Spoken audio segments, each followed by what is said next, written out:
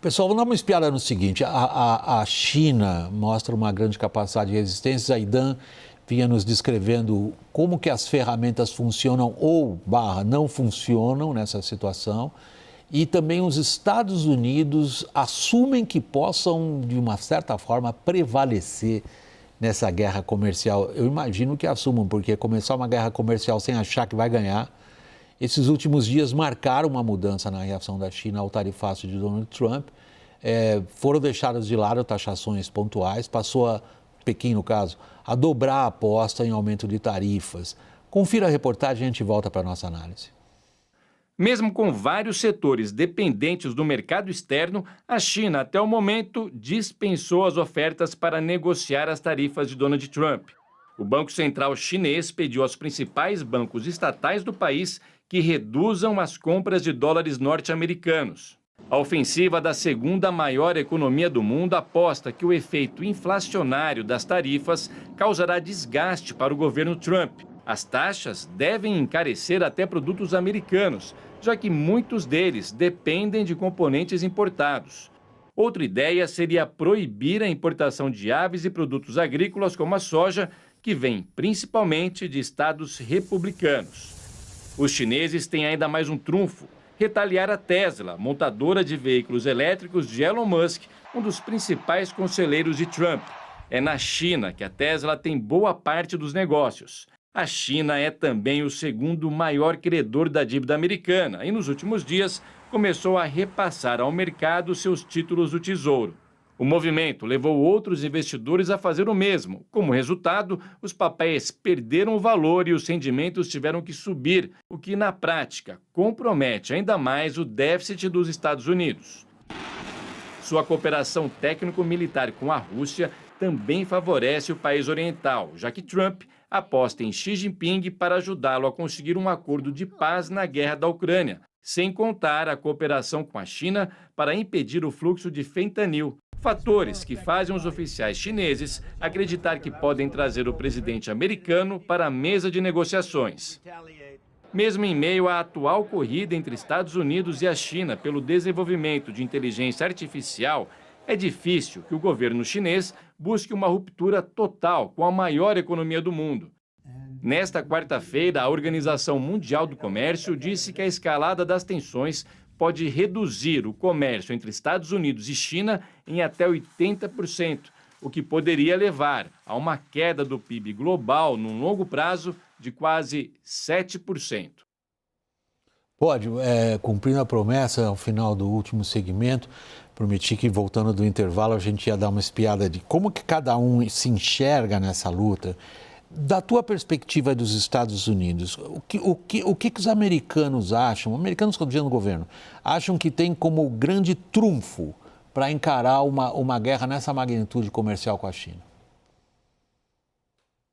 Olha, William, o objetivo, digamos, estratégico, né, dos Estados Unidos, que a gente pode observar, que na verdade é algo que vem sido falado para além da administração Trump, né, mas que a administração Trump tem sido muito mais forte nesse sentido, é aquilo que é chamada a ideia de desacoplamento estratégico da China, ou seja, os Estados Unidos cada vez mais reorientando cadeias de produção para se tornar menos dependente da China para insumos básicos, etc. Né? Essa seria a questão principal para os Estados Unidos, que enxerga, aí sim, essa é uma visão muito própria do governo Trump, na China o principal culpado por esse processo de desindustrialização norte-americano, né? Apesar de que a gente sabe que tem outros fatores, como, por exemplo, a automação, etc., né? Os Estados Unidos têm uma economia fortemente baseada em serviços, né? 80%, ou seja, de cada 5 empregos norte-americanos, 4 são do setor de serviços, né? Então, fortemente baseada, onde, aliás, eles têm um superávit bastante expressivo, né, que ficou fora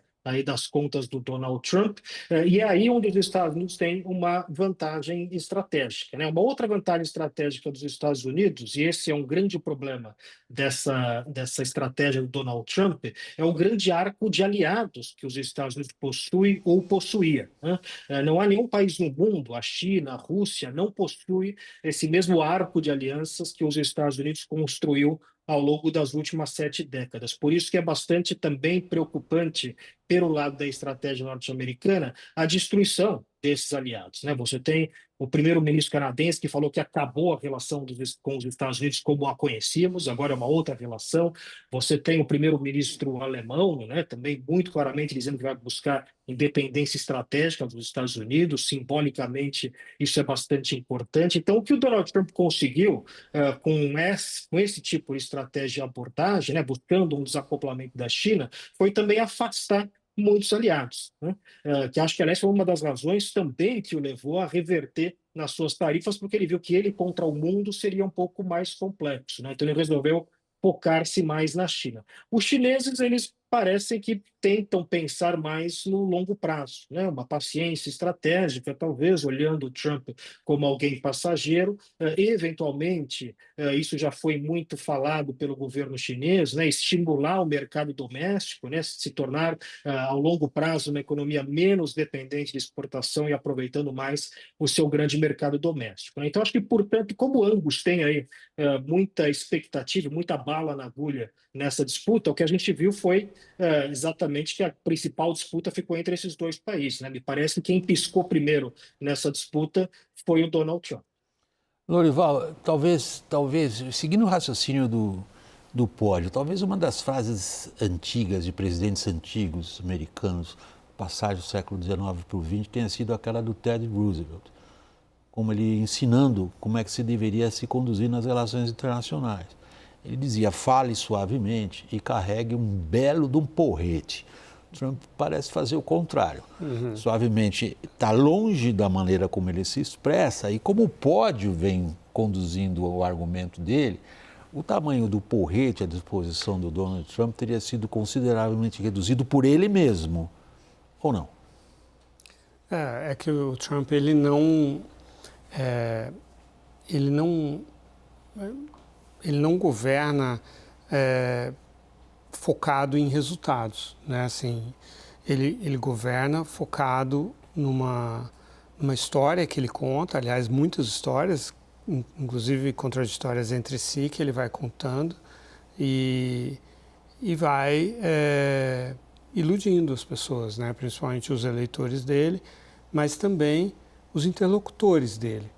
Você vê que nós estamos aqui há muito tempo falando só do Trump, aqui no Brasil e no mundo inteiro só se fala do Trump, né? Ele conseguiu isso, ele consegue isso, e esse é o objetivo principal dele. Você vê que com esses resultados terríveis que ele alcançou para os Estados Unidos, ele tem ainda, segundo a pesquisa que a gente mostrou ontem, né, metade dos americanos acreditando apoiando isso. Embora, especificamente no caso da China. E 3/4 dizendo que vai dar errado. É isso que a pesquisa do Ipsos falava ontem. 3/4 dizendo que vão ser prejudicados por essa política, mas desses 3/4, então, 1/4 apoia. O outro quarto que diz que vai dar certo, obviamente, também apoia.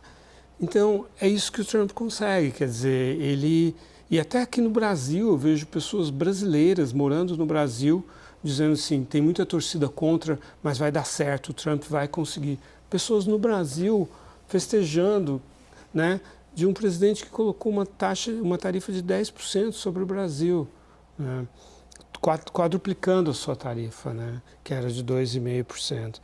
Então, é isso, ele consegue isso e é esse que é o alcance dele. Porque se o Trump fosse um político normal, assim, ele não teria ganhado essa eleição, né? Não teria ganhado nenhuma eleição, porque ele não tem as credenciais de um político normal. Ele não é um tecnocrata, ele não entende de economia, ele não entende de defesa, de geopolítica, ele não entende de nada, ao contrário do que ele acha que ele entende do setor imobiliário, provavelmente. Mas tem vídeos dele falando que ele é quem mais entende de tudo, né? De qualquer assunto. De todos os assuntos. Tem uma série de vídeos muito, muito engraçadas dele falando o que eu mais entendo de história, de questões nucleares, de agricultura, de indústria automobilística, de tarifa, de comércio, de defesa. Eu entendo mais do que os militares americanos de defesa, mais do que a CIA de inteligência e assim por diante. Então, o que ele realmente entende é de enganar as pessoas. E ele consegue isso. Então, mas esse ponto que eu queria levar agora, a partir do que você está dizendo. Está medindo forças. está medindo forças contra o adversário dos Estados Unidos, assim entendido também pelos democratas. Ali parece que há um consenso político nos Estados Unidos de que a China é o grande adversário a ser batido. E aí, seguindo o que o Zaidan nos dizia no segmento anterior, Thaís, no qual ele diz, os chineses têm uma visão um pouco mais adiante, dizendo daqui 3 anos e meio esse cara não está mais aí, e qualquer governo americano, diante das consequências que Trump provocou, será obrigado a mudar a sua postura. O pódio, agora há instantes também, descrevia como que aquilo que seriam as grandes alavancas dos Estados Unidos estão sendo diminuídas, particularmente do ponto de vista político, a quebra das alianças. O Lorival nos traz um político em pé de barro, porque as narrativas não se sustentam diante dos fatos da realidade. Agora vem para você a questão. O que os Estados Unidos acham que tem de vantagem nessa guerra comercial? A dependência dos países sobre a economia americana, né? Essa é a maior economia do mundo. Quando ela cresce menos, quando ela compra menos, o resto do mundo produz menos, né? A China, o que a gente aprendeu nessas últimas semanas, mais até desde a primeira guerra comercial, acho que o Zaidan pode falar até um pouco mais sobre isso, é que ela veio se preparando para esse momento. Enquanto o Ocidente estava assim, ele está só falando bravata, né? Os mercados aqui na Europa, todo mundo achando que ele não ia fazer o que ele ia fazer. E o que a gente está vendo agora é que a China estava se preparando e muito para isso. Então, assim, é óbvio que existe a dependência dos países. Olha o que está acontecendo no México, olha o que está acontecendo no Canadá. Então, não é só uma dependência indireta, porque é a maior economia do mundo, se não cresce, o mundo inteiro sofre com isso. Mas é uma economia direta. Quando você toma a decisão de montar um negócio no seu país, porque você vai ter a maior economia do mundo comprando de você, isso vale lá para o pobre do Lesoto, né, que ficou com a maior tarifa do mundo e vende diamante para os Estados Unidos, vale para o México, que virou um polo manufatureiro, vale para o Vietnã, vale para o Brasil, que criou toda uma indústria de um aço específico para atender a indústria automotiva dos Estados Unidos. Então, quando as empresas e os países juntos se preparam para atender a demanda americana e essa demanda vai desaparecer, é preocupante, né, para todo mundo. Agora,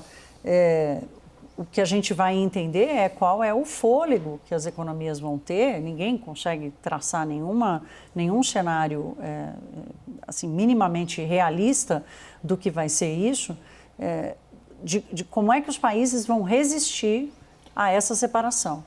E como é que os países vão resistir ao que provavelmente, ao que já se antecipa que possa ser uma inundação de produtos chineses como forma de reação? Zaidan, eu queria muito ouvir você a respeito disso. Como que a China vai agir em busca de mercados, assumindo que as tarifas continuem como estão? E como você mesmo disse, tarifas desse tipo, na verdade, significam um rompimento do comércio bilateral entre China e Estados Unidos.